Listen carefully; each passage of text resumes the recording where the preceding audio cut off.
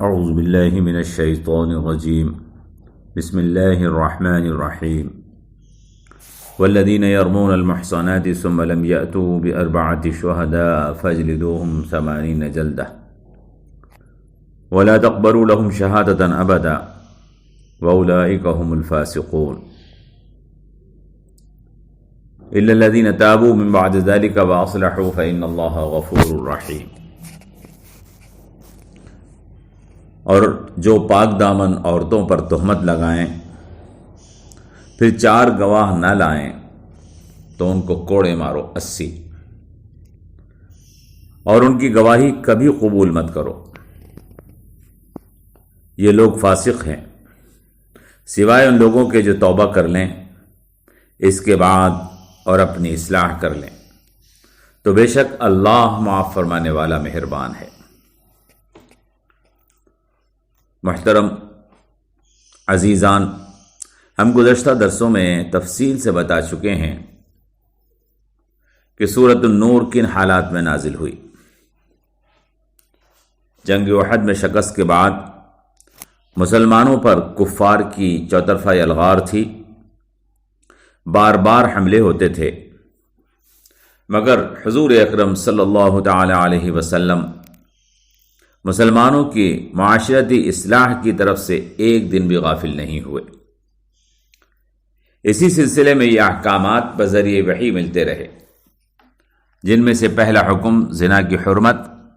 اور اس کی سزا کا تھا، دوسرا حکم زانیہ اور زانی کے نکاح کا تھا کہ کسی مومن مخلص سے اس کا نکاح مناسب اور بہتر نہیں، بلکہ ان کا نکاح کسی زناکار یا مشرکہ ہی سے ہو سکتا ہے۔ اس کی تفصیلات ہم آپ کے سامنے پیش کر چکے ہیں۔ اب اس آیت میں یہ تیسرا حکم بیان فرمایا جا رہا ہے کہ جو لوگ کسی پاک دامن عورت پر تہمت لگائیں ان کو 80 کوڑے مارو۔ اس حکم کا مقصد یہ ہے کہ معاشرے میں ناجائز تعلقات پر روک کے ساتھ بے شرمی اور بے حیائی کی باتوں پر بھی روک لگائی جائے، اور معاشرے کے ان افراد پر جو بدعمالیوں اور بد کرداریوں کے تذکرے لوگوں میں کرتے پھرتے ہیں واضح کر دیا جائے کہ تمہارا بدعملی کا تذکرہ بھی ایک مجرمانہ فعل مانا جائے گا۔ اسلام کی یہ خوبی ہے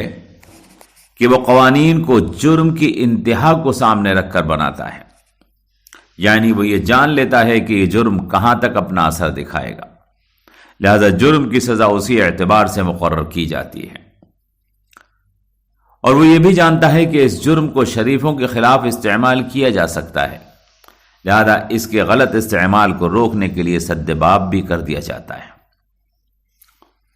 زنا کی سخت سزا اسی لیے رکھی گئی کہ اس کے اثرات دور تک اور دیر تک کے لیے ہوتے ہیں، اور پاک دامن عورتوں پر الزام لگانے والوں پر حد 80 کوڑے حد قذف اسی لیے ہے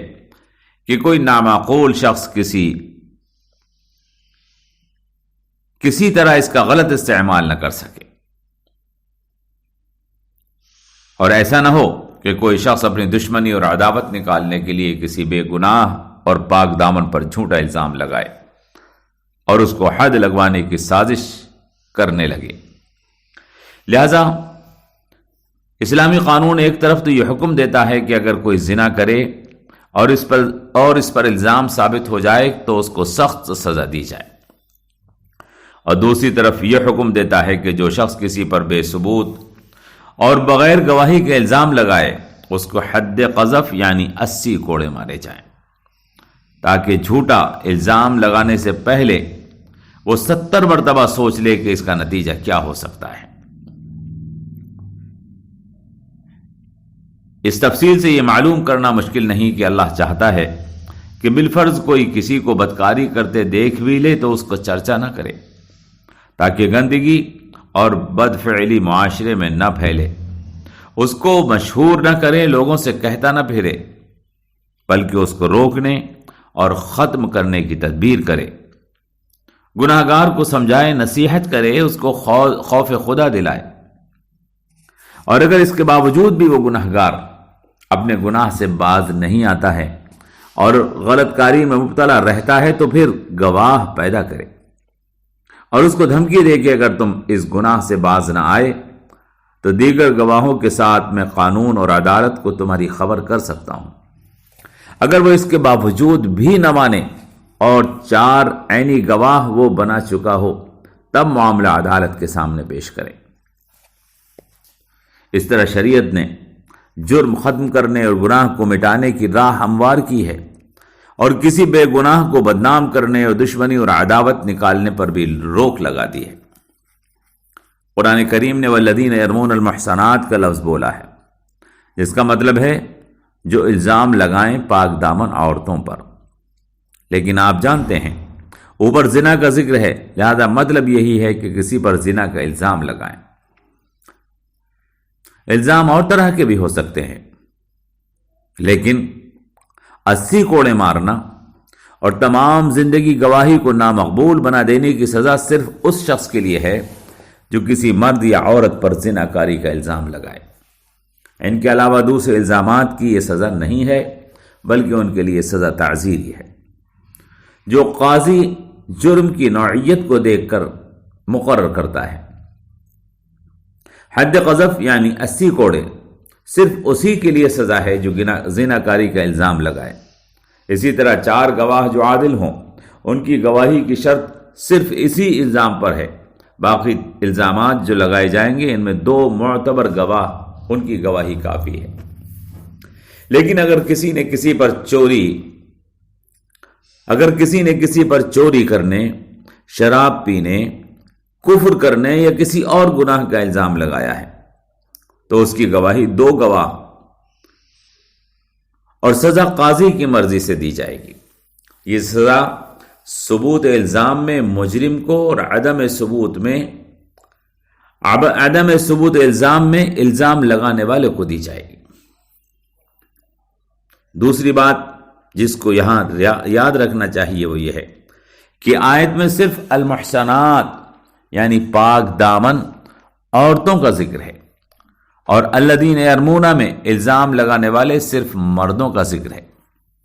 لیکن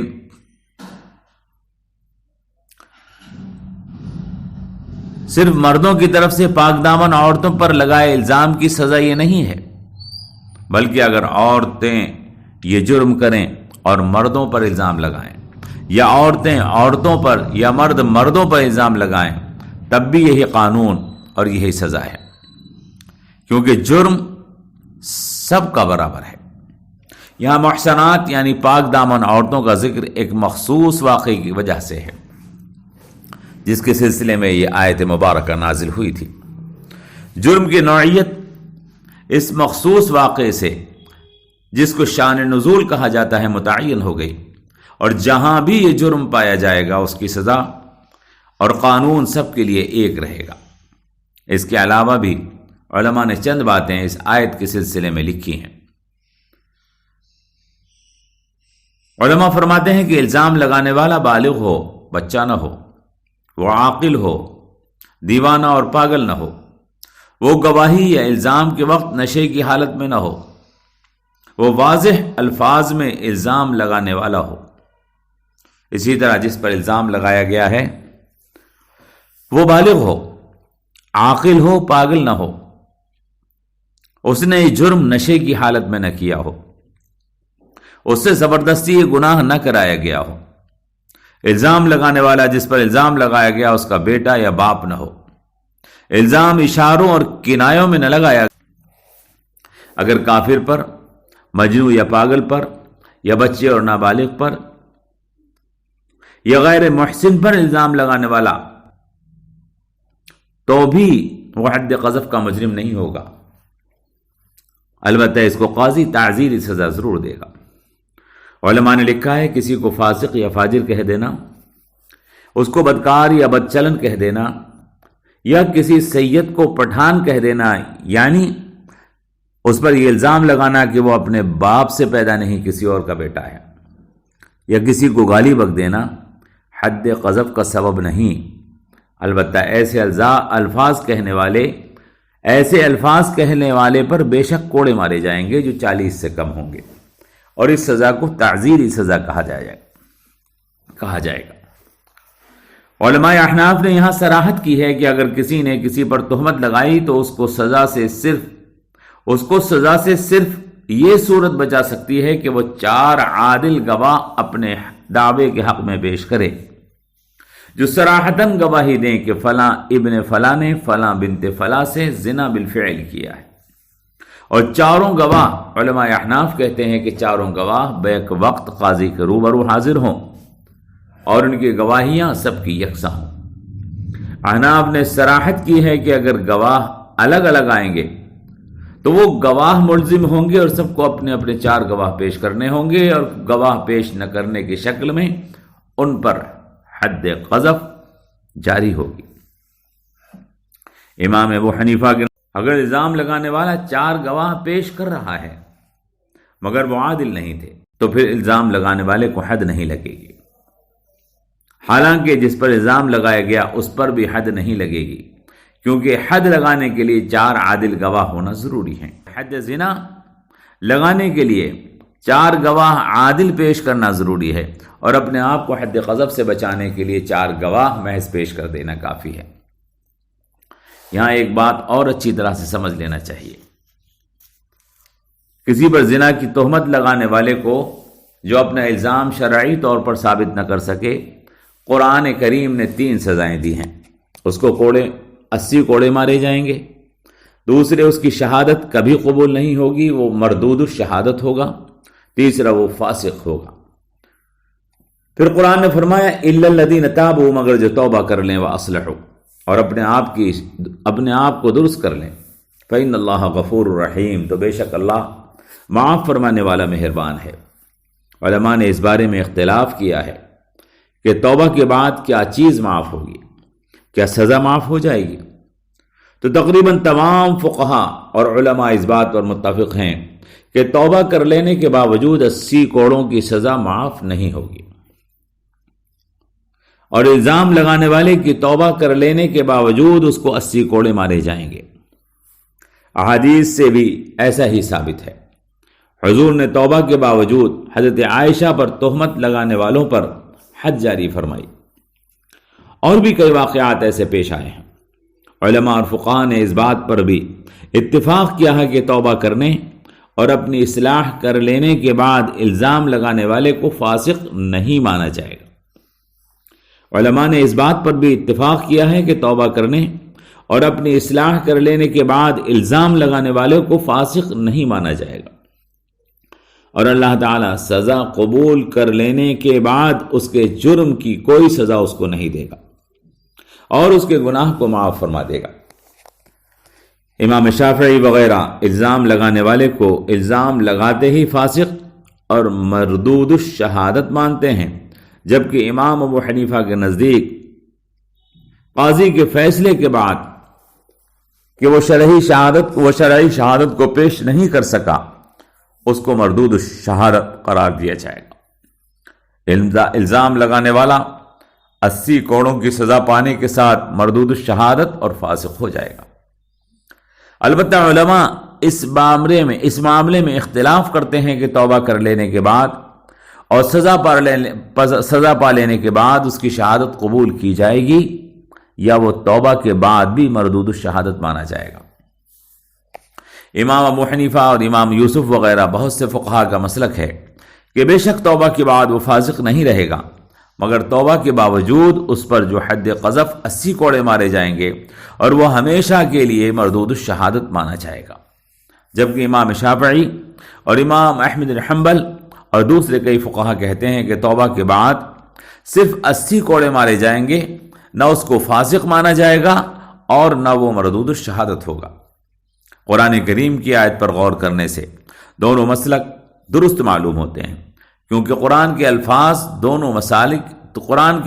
سے دونوں مسالک کی تائید ثابت کی جا سکتی ہے۔ دوسرے گروہ کے لوگ حضرت عمر کے ایک فیصلے کا حوالہ دیتے ہیں جس میں انہوں نے الزام لگانے والے کو توبہ کے بعد مردود الشہادہ نہ رہنے اور مقبول الشہادہ مان لینے کا فیصلہ دیا تھا، مگر اس کے بارے میں تعویل اور توضیح ممکن ہے۔ پہلا گروہ جس میں امام ابو حنیفہ شامل ہے اپنے مسلک کی تائید میں فرماتے ہیں کہ توبہ کا معاملہ صرف اللہ کے ساتھ خاص ہے اور اس کے سوا کوئی نہیں جانتا کہ توبہ سچی ہے یا نہیں، لہذا قاضی یا عدالت جس کو معلوم نہیں کہ توبہ سچی ہے، کسی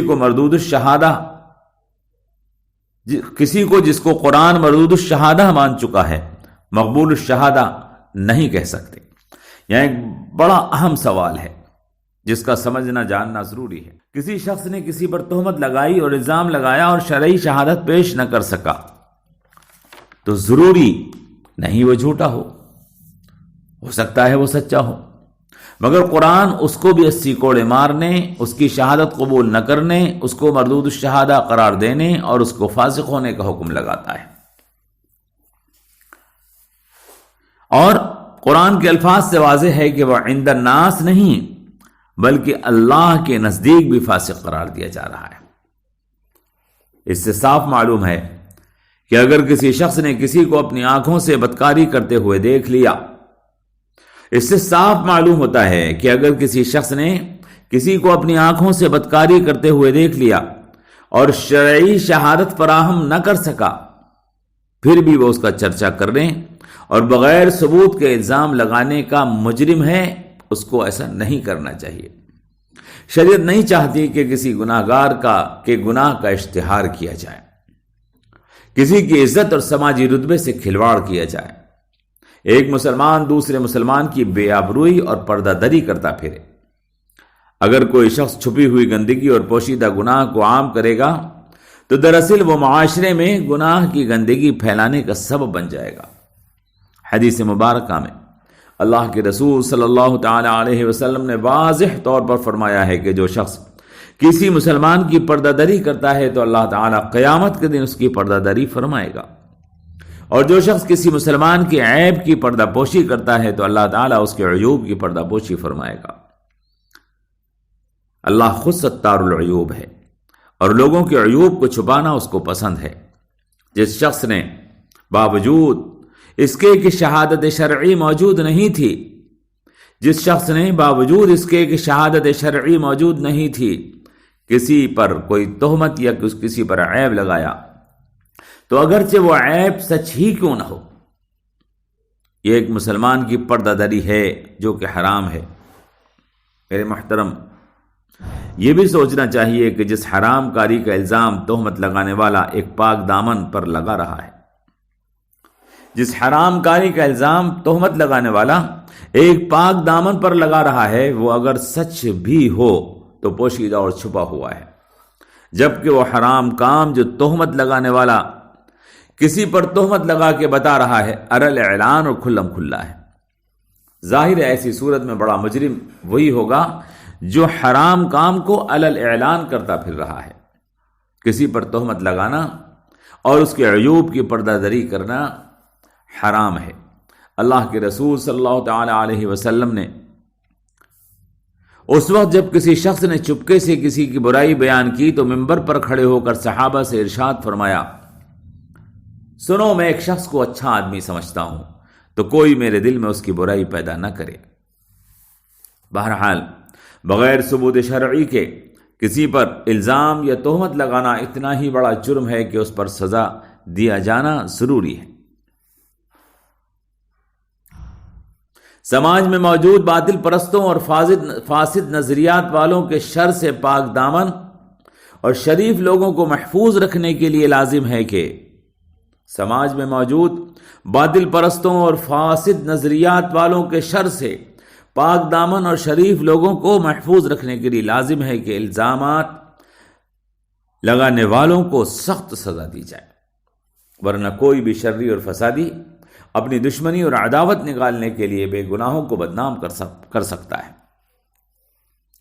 کسی شریف اور پاک دامن کا سب سے بڑا سرمایہ اس کی شرافت اور اس کی پاک دامنی ہے۔ دشمنی اور عداوت میں اس کو برباد کرنے کی اجازت کسی کو نہیں دی جا سکتی۔ کسی شریف اور پاک دامن کا سب سے بڑا سرمایہ